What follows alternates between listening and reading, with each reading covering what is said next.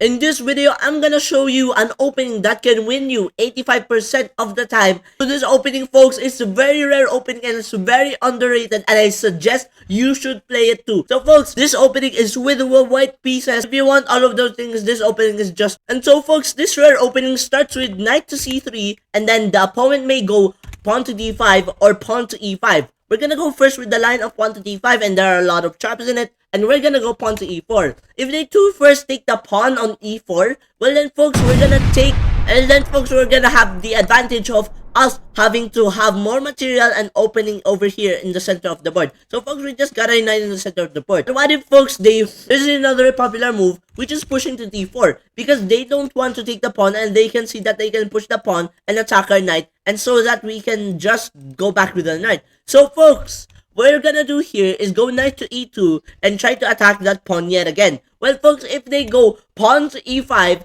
try to protect their pawn, having this very good center, well folks, it's bad for them because we still have the advantage according to the computer. And now folks, we're gonna go knight to g3. And as you may think that this is very dumb, it's not, because there is a trap here, because after pawn to c5, we were just gonna go knight to f3. And a lot of people will do this, and yet we get these. And then folks, I can guarantee you, we will win because look at our pieces, it's already developed, while their pieces is still on the back rank. I'll show you what is the trap in this. So folks, they go knight to c6, developing their knight. So finally they can finally develop their pieces and bring a piece out in the board to support their game, so that they can attack us with their pieces. But folks, there's another mistake in that. We're gonna go bishop to c4, and now we got 3 developed pieces. And now we're gonna try to attack this pawn over here. After the line knight to f6, which develops their knight naturally, we're gonna attack the pawn on f7 very effectively, so that we can fork them later on in the game, but they may protect it with bishop to e6. So folks, in that line, we're gonna go and take the bishop in d6,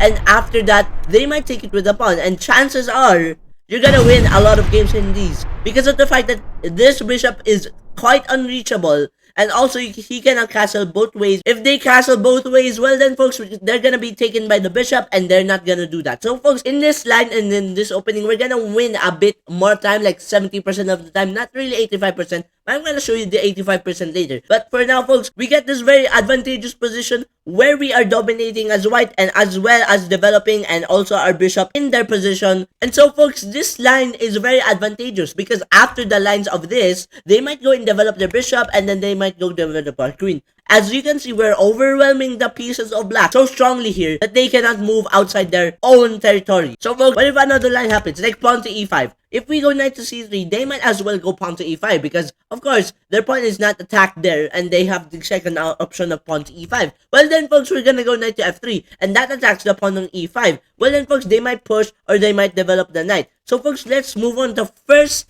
most popular move, developing the knight on c6. We're gonna go pawn to d4, and that attacks the pawn on e5. And if we go here, challenging the pawn here, they might as well take the pawn. And if they do take the pawn, we will take it with a knight. If we take the knight on d4, which a lot of people will actually do, we will just go and take it with a queen. And if they go knight to f6, trying to develop a natural move, we will go and pin their knight on f6. And as you can see folks, we're pinning this knight on f6 and trying to pressure this knight on f6. And if they will go bishop e7, naturally trying to defend that knight on f6. But then folks, we're gonna go in castle, and look at our pieces. We're just developing everything, and we got the uppermost advantage. So folks, a lot of people in this moment will castle here. We will go pawn to e5, and they will go pawn to d6, trying to not be attacked by this pawn right here, so that if we go and push this pawn, they will take our pawn back. But folks, we will just push it together, because after pawn to e5 right away, which is the most powerful move we can do at this moment right now, which we can do, well then folks, there's another trap, because after they take, we are attacking already this queen over here.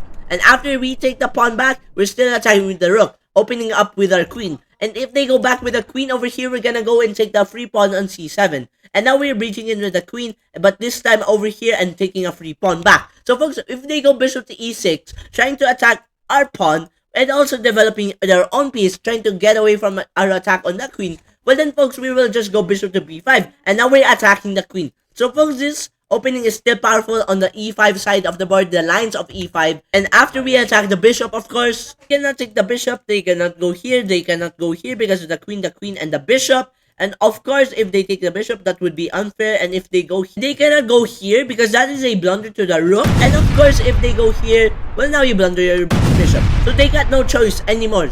instead to blunder their bishop. So folks, this is another trap of this opening that you can try. And so folks, this is a very underrated opening. I don't know why a lot of opponents don't do this. And so folks, there's another line here. Last time we observed knight to f6. Now what if d6 happens? Another popular move will happen. So folks, we will go pawn to d3, trying to develop our bishop next time in the game. And now folks, they will try to develop their knight. And a lot of people will go knight to e7. And so we will go knight to g5. They can see that they can do this, but they also see that they can do this. And a lot of people will go wrong here because they see that they can just castle and try to make their king safe at the same time, try to protect them from the fork earlier on this knight on g5, which is targeting on this fork, which is on f7. If they go a random move here, well then folks, we're gonna have a very good fork for them and try to demolish them with this, and they must move their queen and we're gonna win the rook. So folks, we're gonna win the rook after that. But what if that doesn't happen and instead they go in castle, which a lot of people will do because they can make their king safe and also protecting their pawn on f7.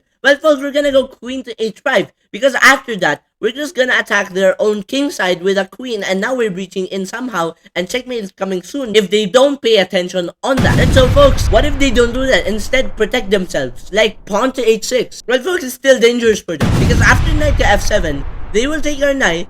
Well then folks, we will take back the rook, and now folks, we will take the rook back and we will take them with a queen. They must move their king, and now we're gonna sacrifice the bishop because after that, if they do take our bishop, well then folks, we will go and checkmate them on the next move. So folks, this is another trick in this opening which is very underrated. So folks, I recommend you to try this. We can checkmate even in 13 over here on these moves. So folks, there's another line over here. What if they go pawn to e5? We will go knight to f3. And if they go knight to c6, we go d4. And of course, if they do take the pawn on d4, we got both knights to develop, their knights to develop, and we're gonna take the pawn.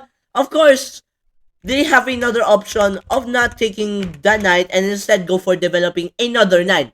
So folks, what if they do both develop their own knights, trying to gain some more tempo in developing? Well then folks, we will pin their knight, which is just early developed, to the queen. And of course, if they go here, bishop here, we're just gonna go knight to f5, trying to attack this bishop on e7. If they go castle, which a lot of people will, and it's a very natural move because they can make their king safe. Well then folks, we're gonna go knight to e7. That is a check to the king on g8. There's not really much of a disadvantage here. If they take our knight, well then folks, we will go and go knight to d5, and we're attacking this pawn, this queen, and this knight. The threats are too much over here. A lot of people will panic on this line, and so they will go queen to d6. Well then folks, there's another line. Because after this line, if we take the knight on f6, well then folks, they will take back with a pawn. If they don't, that will be unequal for them. And if they do take the pawn on f6, we will just go and take the queen on d6. And after that, they will likely take the queen. Because if they don't,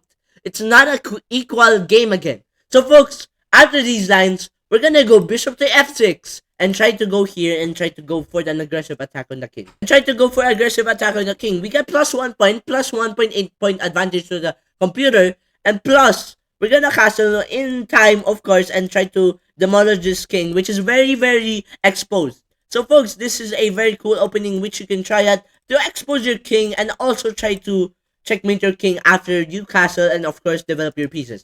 So folks, this opening is very aggressive. And so folks, I think those are all the lines of this opening. This is a very underrated opening that you can win with 85% of the time. And see you guys in the next video. I hope you guys like this opening. It's a very rare opening that it is a very rare opening that not a lot of people play. And so folks, I think that's it. All of the lines I've showed you. It's very aggressive and I recommend you to play it.